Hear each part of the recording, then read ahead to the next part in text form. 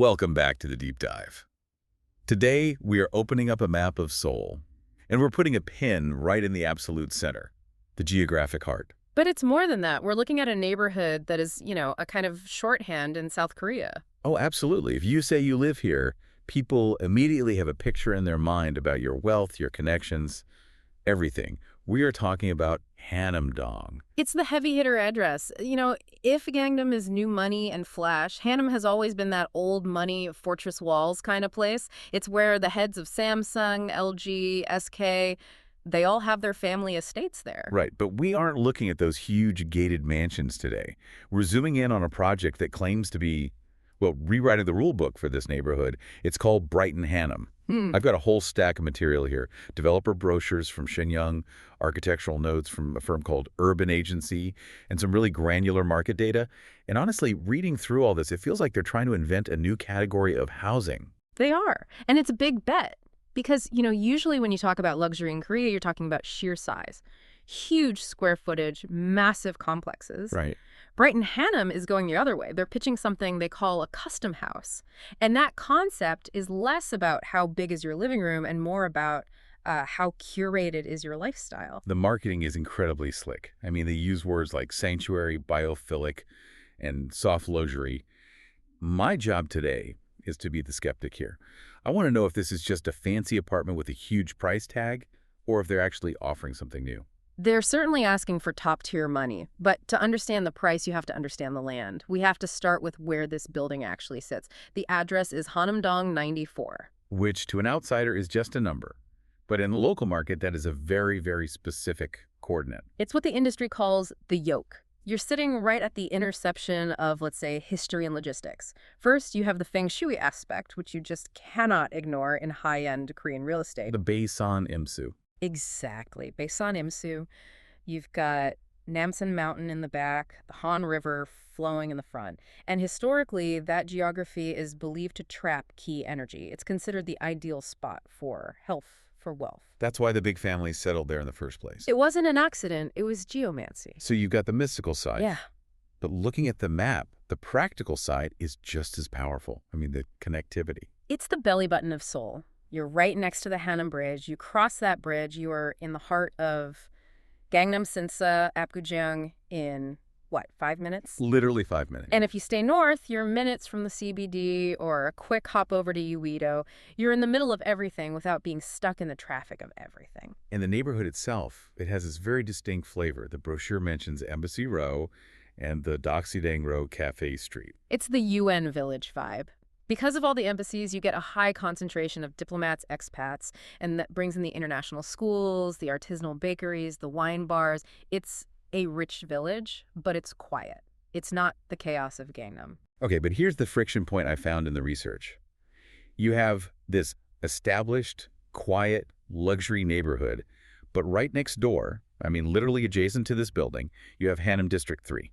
The elephant in the room. For those who don't know, this is a gargantuan redevelopment project. We're talking about clearing out thousands of old homes to build a futuristic city within a city. So if I buy into Brighten Hannam, am I not just buying a front row seat to a construction site for the next 5 years? Dust, noise, trucks. That is the bearish view. And yes, in the short term, you're going to see cranes.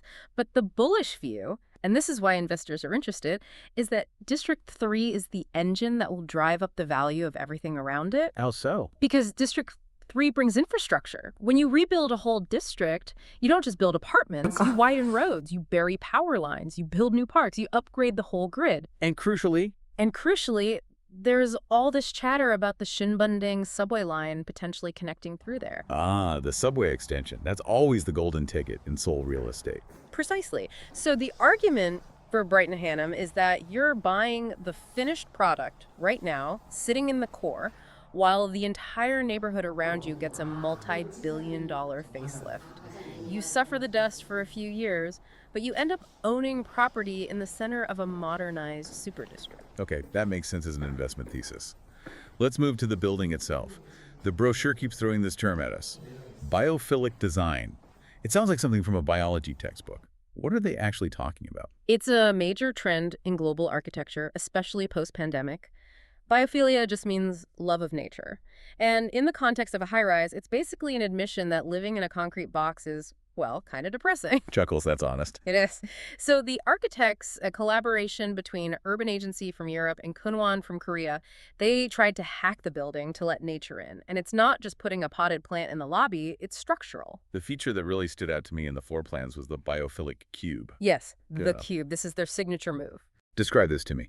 Because looking at the drawing, it looks like a glass box inside the living room. That's effectively what it is. It's a dedicated, sort of semi-enclosed space within the unit that's optimized for natural light and airflow. It's designed to be a pocket garden or a tea room. The idea is to create a space where, even though you're on the 10th floor, you feel like you're on a terrace. So it's a way to have an outdoor feeling without the soil pollution or the extreme weather. Correct. It's a climate-controlled sanctuary. And it speaks to that custom house idea. They market it as a flexible space. You can use it for yoga, for plants, for a hobby room. It just breaks up the monotony of the standard apartment rectangle. Speaking of breaking monotony, the structure of the building is a bit unusual. It's not all one thing. This is a crucial detail. The building goes from basement level 8 up to the 16th floor, but it's a hybrid. Floors 3 to 13 are what they call urban lofts. There are 121 of them. Okay. Then the top 3 floors, 14, 15, and 16, are the sky pent units, and there are only 21 of those. And there's a legal difference here too, right? The lofts are technically office stalls. Right, we need to unpack that term. An office tell in Korea is a legal classification. It's a mix of office and hotel. Historically, they were work-life spaces, but in the modern luxury market, they've become a specific kind of asset. And why would someone want an office tell instead of a regular apartment? It's about flexibility and sometimes tax treatment. Owning an office tell might not count towards your number of homes for certain heavy real estate taxes. It's also easier for corporations to buy them as housing for executives. But they were always seen as sort of lesser than apartments. Traditionally, yes.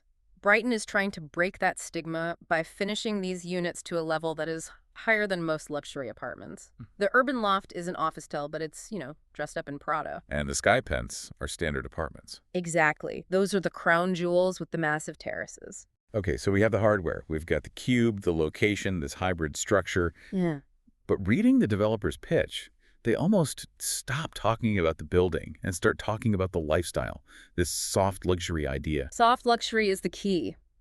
In this price bracket, you aren't just paying for the walls, you're paying for time. You're paying for the removal of friction from your life. I made a list of the services, and it really does read like a hotel directory. Valet parking, for one. Which is huge. Seoul parking is a nightmare. Even in nice buildings, trying to navigate a tight underground garage in a big luxury car is stressful.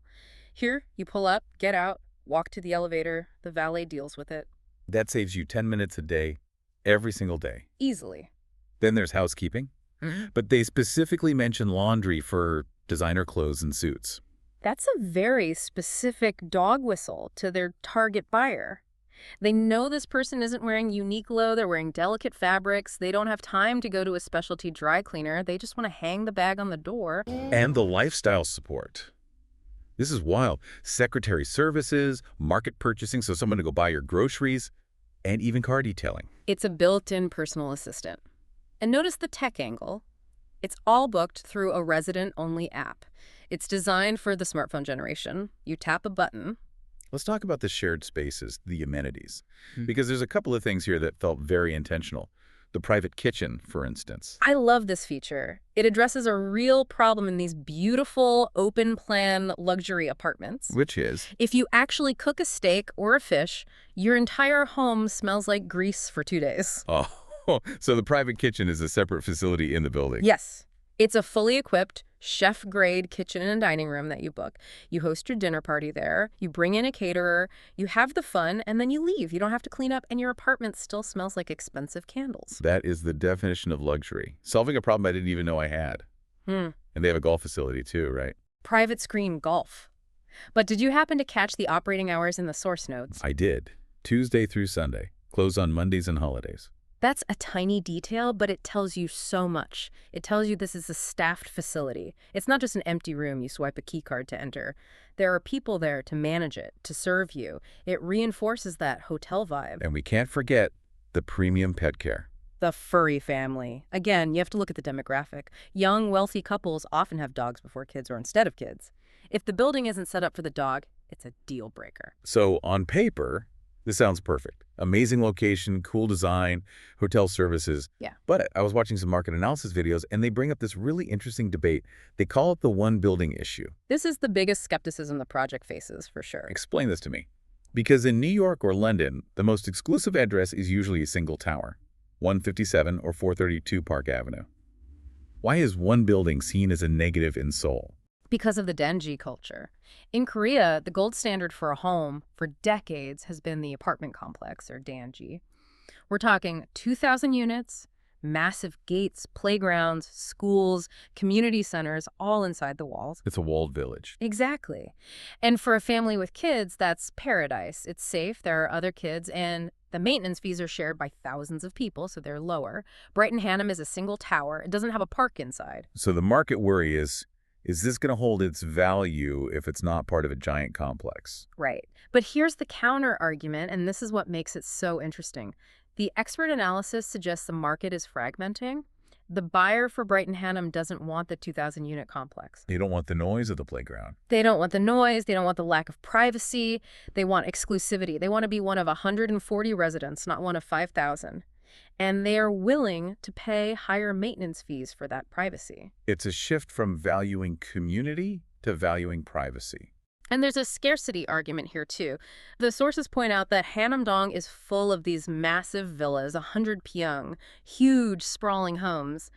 But what if you're a single CEO? Or a young celebrity couple? We don't need a mansion. You don't want a mansion. You want a really, really nice 30 or 40 pyong unit, a high-end, small to medium home. And that product almost doesn't exist in Hannam. You either buy a crumbling old villa or you buy a massive penthouse you don't need. So Brighten Hannam is filling a very specific gap in the market. It's a sniper shot at a niche. And the data backs this up. We're looking at transaction records for the 84 square meter office style units, the lofts, and they are trading in the 3 billion KRW range. Wait, 3 billion won, that's roughly, what, 2.3 million US dollars for an 84 square meter unit? It is an aggressive price point. We see trades between 2.5 and 3.4 billion, depending on the floor and the view. But they are trading. And how does that compare to heavyweights nearby, like Hannam The Hill? It holds up. The analysis shows that the smaller units in Hannam The Hill bounced back very quickly after market dips. And that suggests there is this deep, unsatisfied demand for this specific size. People want the Hannam address, but in a manageable package. It's also worth noting the developer, Shenyang. Because when you're buying something this expensive, trust is everything. Absolutely.